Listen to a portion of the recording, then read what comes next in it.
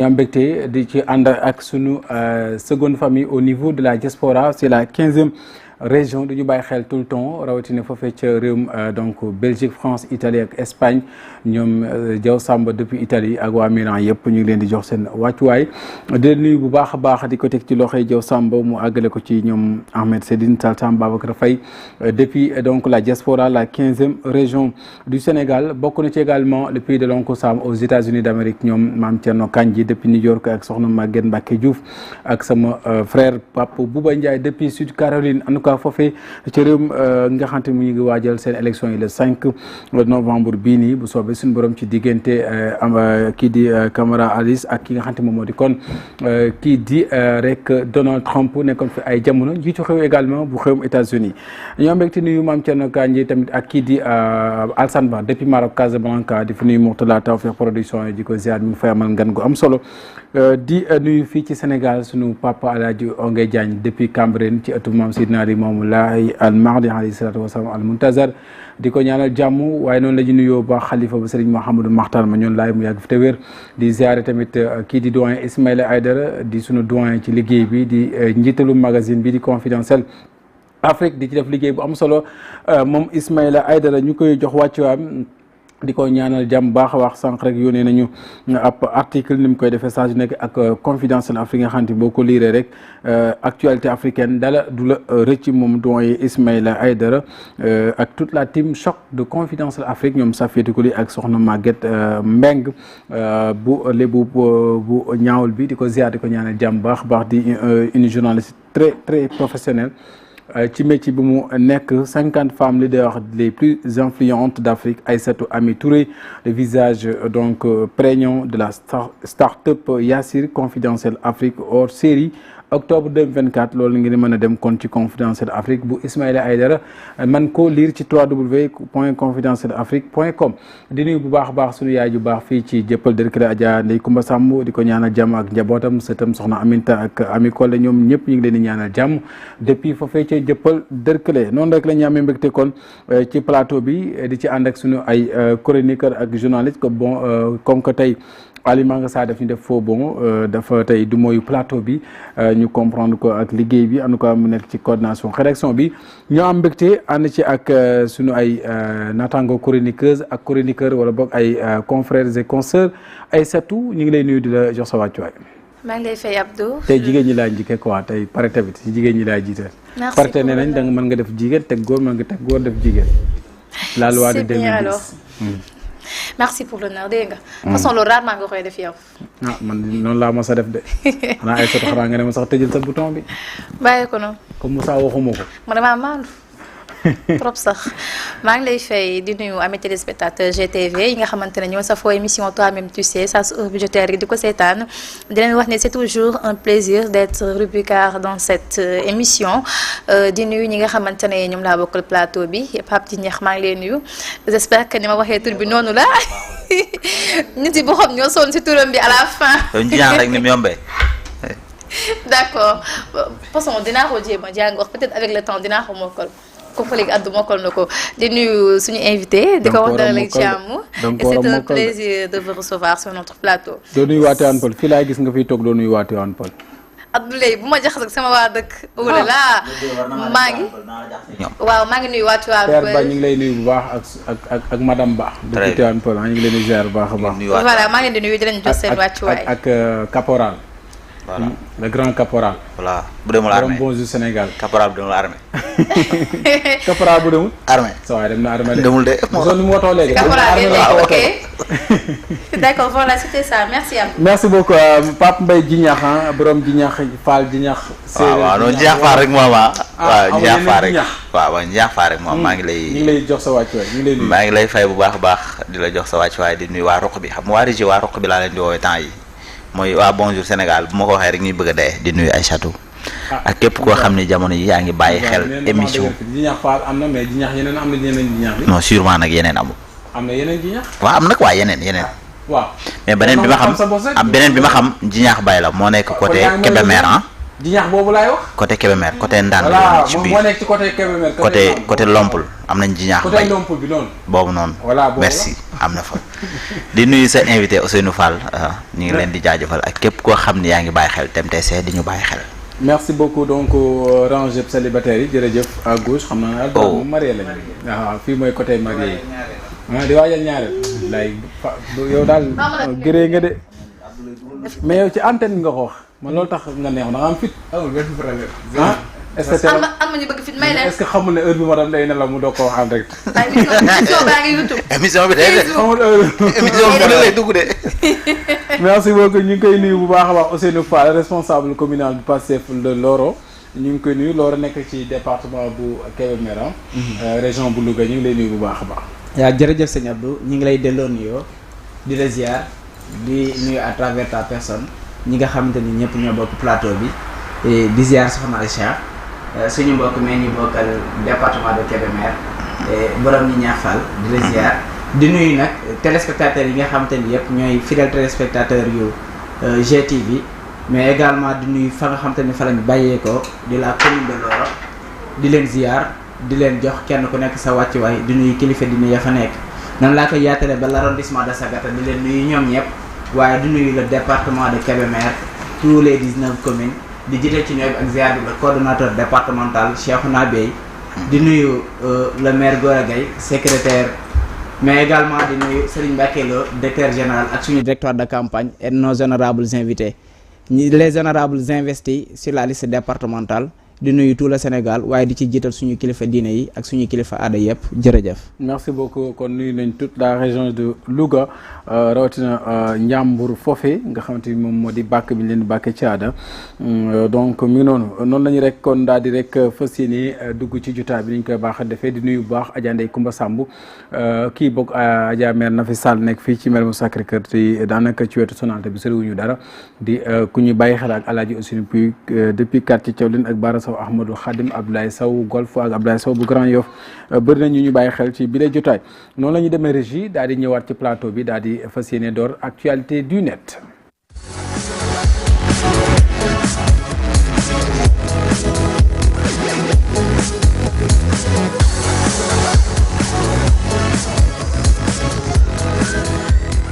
Jërëjëf, merci beaucoup. Direction Tambacounda, la région orientale où se tient présentement le procès de Bougane Gueye Dany, le leader du mouvement Gëm Sa Bopp Les Jambar, donc qui faisait face ce matin donc ñi nga xam ñoo di juge foofee ca tribunal bu grande instance de Tambacounda foofee nag am na fay lu fa jot a wadd d'autant plus que amoon na la présence massive également des leaders donc politiques ñoom Thierno Bocoum ak Thierno Alassane Sall ñoom Barthélémy Thioye Dias ak ñi nga xamante ñoom ñoo di ko ñu bokk l'ampoule ci ñoom Pape Djibril Fall en tout cas ils étaient nombreux à rallier donc la capitale orientale Tambacounda donc foofee nag ci procès bi démarré ci suba gi ba jamono ji sax mbir ya di wéy di am foofee leader bu mouvement Gëm Sa Bopp Bougane Gueye Dany nag donc nekkoon ca kanamu àttekat bi ci tribunal bu grande instance de Tambacounda ngir tontu ci li ñuy wax refus d'obtempérer ak de rébellion et outrage à agent dans l'exercice de ses fonctions mu nekk loo xamante ni bokk na ci ay tuuma yi ñu gàll ci losam ci ñàkk jëfe ndigalu yoon ak it fippu ci kanamu ndawlu buur ci mi doon def liggéeyam loole nag moom ci ay tontom moom Bougane Gueye Dany nag buñ sukkandiku su naata ngi nekk ci seen yëpp moo lii la rek tontu ne moom moo sàkku ñu daal di koy kon arrêté te gendarme yi nag daanaka dañ ko rek fësal ci seen procès verbal d'enquête bile ci délit de rébellion moom moomee kon di patron bu groupe des médias daal di ñëw ci lu nu mel ne nekkuma ab rebelle wul benn yoon dafa wurook loolee ñu wax ci kon PV bi mu ne nag moom mi moo wax nañu ko arrêté kon loolu la wax gendarme yi te loolee donc da leen wax bàyyi leen ma dox ndeem dañ ma kon gàntal sama convoi ma jël sama tànk dox kon tontu capitaine Momar Ndoye boobee nag jëm ci kon li nga xam ne moom moo di mu ne ko puisque c'est ce que vous voulez je vais vous arrêter bu dee loolu nga bëgg kon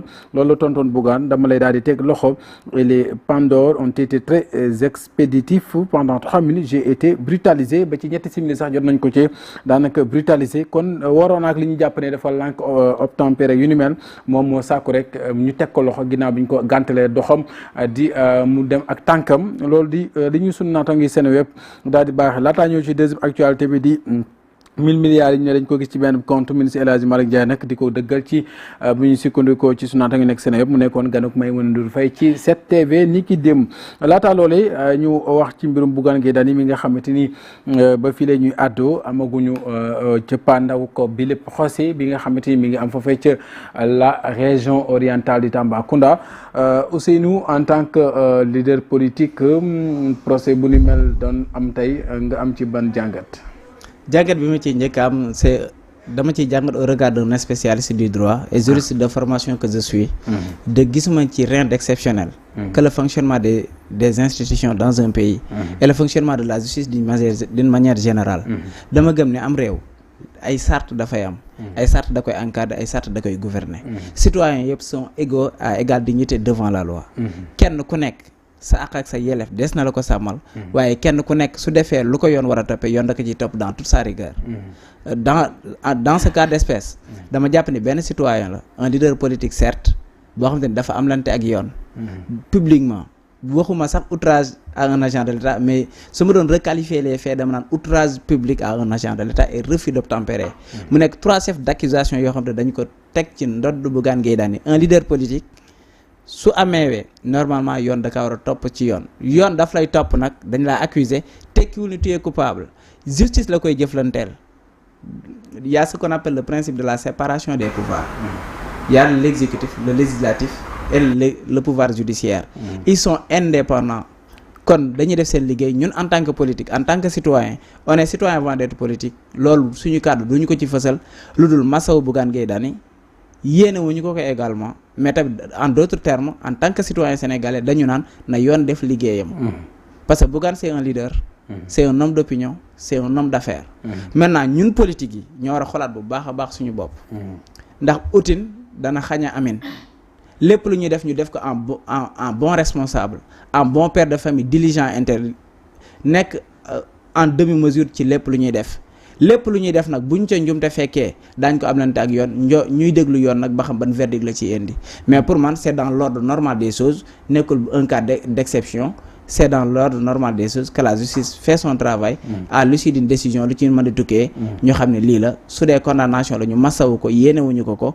wax ko tamit mu xoolaat doxalinam xoolaat boppam parce que réew mi il faut qu'il y ait des contre-pouvoirs ñun dañu bëgg ñu ñuy opposer mais dans les règles de l'art dans les règles de la République dans le respect de la loi également am na solo Pape Mbaye naa ñëwaat ci en tant que juriste ci ay laaj Pape waaw dégg naa bu baax mais d'une part xam naa ni danaa ci xaw a waroog moom tuuti waaw ci cadre Bougane Gueye Dany xam nga boobu ba léegi ci suba ba léegi ñu ngi nekk ci projet bi di ko àtte pour man mënoon na bañ àgg fii ndax boo xoolee fee am na loo xam suñu bët ñu may ñun sénégalais yëpp man du ma gëm sa bopp du ma Pastef je suis apolitique campagne lu ma kenn Bougane Gueye Dany projet am waroon agsi fii parce que Bougane li mu wax dafa leer damay dem peut-être dafa forcé yaa ngi dégg mais dañ leen wala ngeen téye ma gars yi jàpp mais bi ñu koy jàpp jërul ay bëmax ay xëcc génn ay dagg bouton ay xotiire jaru ko dañ ko def ndànk mepp ko dugal ci oto bi Bougane bañul mais waa ji daf ko forcé daf ko bëmax ñoddi ko yeneen ak yeneen mënoon na ñàkk yàlla na ko yàlla génne ci jàmm nag ña nga xam ne ñoo fa nekk nag di àtte pour man mënoon nañ ko teel a libéré mu dem ñibbi ndànk dem continuer campagne am le président Ousmane Sonko ak le président Bassirou Diomaye Faye dama leen di ñaan ñu àddu ci mbir mi parce que ñoom am nañ droit ñaan quoi nit ku ne am nga droit ñaan du dëgg war nañ mën a ñaan ñu bàyyi Bougane parce que buñ ko xoolee ñoom ci seen bopp bi ñu Joxaay la tudd Jaxaar Diomaye Faye la tudd président Joxaay Faye Jaxaar Faye yow lii nii fi ne citation directement na cee dal waaw d'accord yaa dégg nan àddu ñaan ñu bàyyi ko mu dem ñibbi mu dem campagne quoi parce que seen adversaire politique la instant bi ñoom buñ ko téye dañuy saltel seen image quoi waaw parce que dañuy jàpp ni ñoom ñoo ne ci ginnaaw mbir mi alors que seen yoon nekku ci ndax fekkewuñ yëguñu noonu la demee Aïssatou waaw affaire de Bougane Gueye Dany d'abord je vais dire que c'est une affaire de justice donc li ñuy jëkk a def mooy jébal ko yoon mu def liggéeyam moom mi nga xamante ne loolu moo ko fi tax a toog maintenant nag bu ñu ko jëlee yóbbu ko dans le cadre politique et je pense que depuis ñu jàpp ko am na ñoo xamante dañ ko jël politiser ko wax ne peut-être que c'est une manière juste je sais pas parce que gis nañ sax Barthélémy Dias àddu woon na ne c'est une manière de déstabiliser la coalition Sàmm Sa Kàddu parce que xam nañ ne Bougane Gueye Dany élément clé la si boobee coalition est-ce que telle est la réalité ou bien mais en tout cas bu ñu sukkandikoo ci yenn experts yi ak li ñu wax ñu ngi xamle ne li mu def flagrant délit la donc matul woon ñu koy andi bala 30 yoon nag moo xam lu tax mu yóbbu ko ba la 30 mais li ñu espérer mooy justice bu Sénégal liberté bi ñu ko indépendance bi ñu ko yàgg ñaanal et je pense que ñi nga xamante ne ñoo nekk ci gouvernement bi ils sont les mieux placés pour appliquer li ni mel parce que yàgg nañu prôné tey pour justice am liberté justice indépendante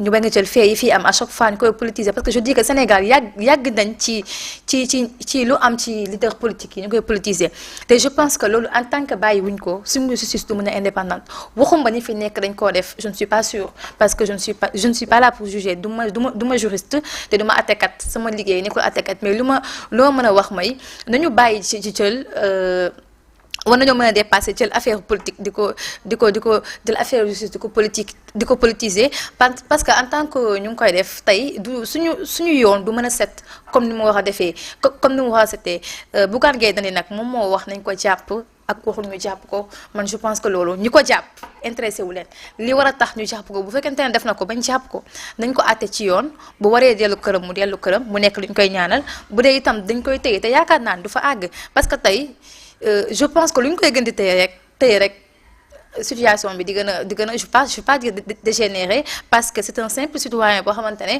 bu fekkente ne dafa def délit dañ koy jàpp mais man je pense que le mieux c'est que ñu bàyyi ko mu dellu këram parce que Sénégal jàmm moo fi xaj parce que ñun on en a marre si jàpp nañ Bougane jàpp nañ Ousmane Sonko bàyyi nañ politique la complot de déstabilisation autant pour moi je pense que on doit avancer ku nekk dem def campagne am comme ni mu waree ñu dem def élection législative si jàmm ñi am majorité gën seen majorité liggéey te ñu bàyyi yenn détails yi nga xamante ne ñu ngi ciy attardé wu parce que je pense que y a d'autres priorités yoo xamante ne moom moo ëpp solo li ni mel am na solo Ousseynou bu ñu déggee sànq Aïssatou mi ngi koy junju ci mbir yi dafa am na ñuy wax en matière délictuelle ak criminel bu ñu xoolee mbir yi jëm ci moom flagrant délit la ñuy wax ba le 30 dafa sori ñu bëri ñu ngi déplorer pourquoi cette durée est-ce que jàppoo ne xaw ñoo un peu foofu xotti wala waa gàtt yoon.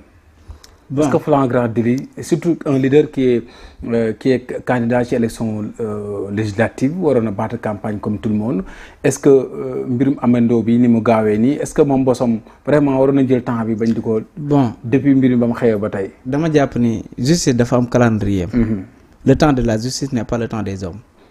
Maintenant également on est tous égaux. loolu tamit dañ koy wax rek mais aussi il faut ñu koy nuancer tamit pas le temps de. man je nuance et je relativise. Ouais, ça dépend aussi. Et dans le fond également je vais argumenter pour vous donner des arguments du droit confirmant le temps et le cours des choses. Maintenant Bougane Gueye est un leader incontesté. Il a fait sa place dans l'échiquier politique. On est tout à fait d'accord. Mais à mon avis Bougane n'est pas une menace. Même s'il était une menace également. Là, vous parlez en tant que politicien, mais pas en tant que juriste. Excusez-moi, monsieur. Et je parle en tant que politicien. Mais en tant que politique. Je parle en tant que politique. Et en tant que politique, Bougane n'est pas une menace politique. Mais dans le cadre juridique. Mais en tant que juriste.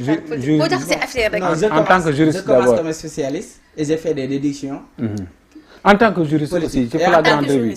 D'abord, nous avons une thèse politique, mais la thèse juridique, c'est le Bougane a été attrait en flagrant délit.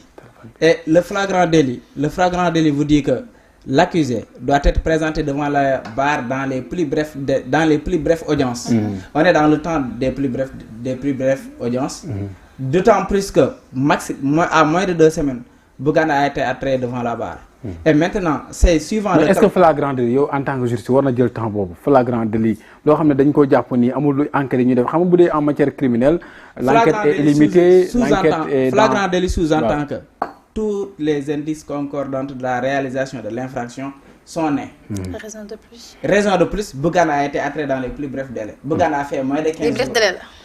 A fait moins de 15 jours en mandat de dépôt. Et il est présentement en cours d'audience de jugement. Donc c'est quoi le problème? Mais Bougane,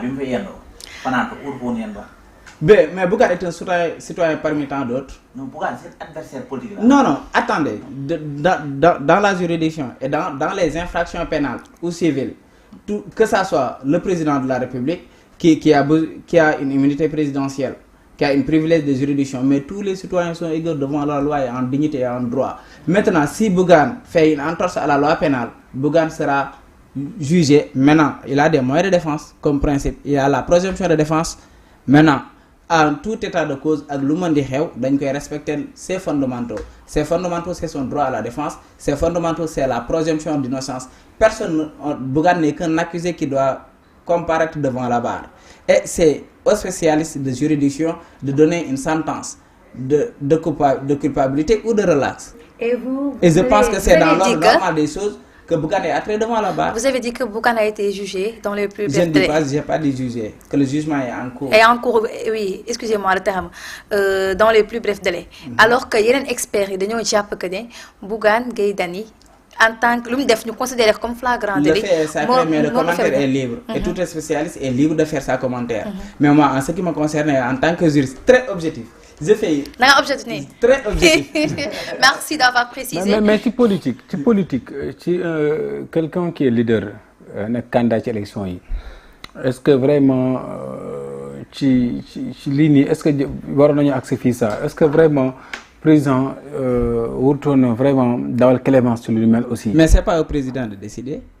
Mais am na droit ñaan aussi. Et comme tout bon Sénégalais, man personnellement, et président daf ko ñaanal ci sorti non président ñaanal ko no xaar président kérok bi muy def conférence de presse fofu rek déjà am na ko poser question bu mel non bi mu génné no xaar rek bi mu génné yalla xam na ni ñi nga xam ni ñoo yor enquête bi wala ñepp képp ko xam ne rek war nga ci mëna atté wala yeneen ak yeneen kenn ku ne am na droit wala téléphone ni la bo mo mëne dimbali ci mbir mi bo mëne japp ci mbir mi libérer leen ko mu dem parce que dafa wara campagne bu ko defoon su ko defoon du fa yendu man dama japp ni Bougane Gueye n'est pas un leader.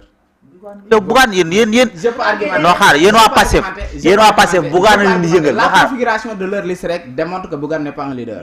bo leen tay nelaw yeen Bougane a mais ana preuve d'humilité est-ce qu'il est fort que mu jité des ambitions présidentielles. Yeen Bougane leen tay nelaw. Bougane a toujours nourri des ambitions présidentielles. Contrairement à un Barthélémy Dias qui est un joker d'un présidentiel qui est Khalifa Sall. Et Bougane accepte d'être à la 11e position. Mais quelle est la différence être 11e avec premier? L'essentiel moins que député la ñu doon. C'est Barthélémy Dias qui conduit. C'est Barthélémy Dias qui est président leader. mais loolu waxtaan la bu juboo la rek loolu humilité la aussi. Non attends c'est pas waxtaan bu juboo. Pour être tête de liste on a besoin d'être leader. On a besoin d'être charismatique. On a besoin d'être on a besoin de diriger d'être présidentiable, de pouvoir collecter un bon nombre de suffrages universels. Mais Bougane ne pèse pas. Il n'a jamais participé à des élections. Maintenant, bref, quoi qu'on me dise, Bougane a fait entorse à la loi pénale. Bougane, en tant que candidat aux élections présidentielles, président de la République, qui est la première institution de ce pays, et qui s'est parlé en bon père de famille, dama gis ne keroog déclaration bi mu doon def, c'est le père de la nation qui parle. Li koy déterminer également dama koy faral di wax, Pastef est une bonne nouvelle de la démocratie sénégalaise. Dama wax également que Pastef et ses dirigeants est l'ère des mieux à sonner. Le président Bassirou Diomaye Faye, qui fut le numéro 2 du parti Pastef, a démissionné de son poste de numéro 2. C'est une première dans l'histoire politique de ce pays. Si on revisite l'histoire du système politique sénégalais, vous avez une grande première qui démontre que on est à écart, à équidistance de toutes les institutions. L'exécutif joue pleinement son rôle, le législatif, le judiciaire. Ça a toujours été comme ça. Depuis Macky Sall, ça a toujours été comme ça. Il n'y a pas encore de changement. Moi, je vous parle du système politique sénégalais en profondeur, et d'un regard analytique, d'un regard scientifique. que Macky Sall a été chef de parti et continue d'être chef de parti. Et qui fut le président de la République de ce pays, qui se mêlait de tous les dossiers juridiques. Non, baal Macky Sall. Avec quelle preuve? Non, pas comme Jihad, avec quelle preuve? Plus de 1000 détenus. Vous êtes juriste? Oui. Quand vous parlez, vous devez apporter des preuves. Je vous donne des arguments et une parfaite illustration. Allez-y. Si on recule de 7 mois, plus de 1000 détenus de pastéfiens. Qui a tué, c'est bon. Plus de 1000 détenus. Plus de 1000 détenus. C'est la première fois dans l'histoire judiciaire de ce pays. Nous nous diapons sans infraction, sans juge d'instruction. Je peux terminer, madame. Allez-y. C'est important de préciser. C'est important de préciser. C'est important de préciser. Sénégal, nous diapons fait d'une minute en un clic, sans infraction. Diapons dans les faits, les diapons, lors vous caractériser flagrant délit.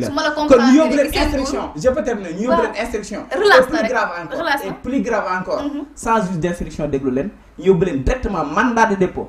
Balé ken jugé wu len té dañoo xéré génn lolu c'est inédit dans l'histoire judiciaire de ce pays et je vous défie de revisiter les annales judiciaires de ce pays lolu situation bobu musu fi am lu ma défi premièrement ma défi du yaa ngi ñëwaat mënuñu ko comparer nak mënuñu ko comparer ak l'affaire non so yaa ngi ñëwaat très mal parce que bo ñu ci détenu yoy il y avait des discussions yu ko lesquelles non il y avait quand même des médiations il y avait des médiations la médiation pénale est une pratique judiciaire un bon jour de dafa ñu xey rek ubbi gaay non de c'est parce que c'est parce que non mais il faut que ça soit clair parce que bo bëgg ñëw rek na sans jugement beaucoup qui non jugement amul mais je veux dire que il y a ni jugement ni médiation pénale. Non, si il y a non médiation pénale mais il y a une médiation waxtaan am na laatoo il y a d'ailleurs même ce qui a précédé ça bokk na ci aussi la loi sur l'amnistie bi am aussi qui est passée par là. On a été ni demandeur ni preneur de la loi d'amnistie. Légui lañ ko wara wax né mais am na lu ci du les waxul. Il y a beaucoup de choses.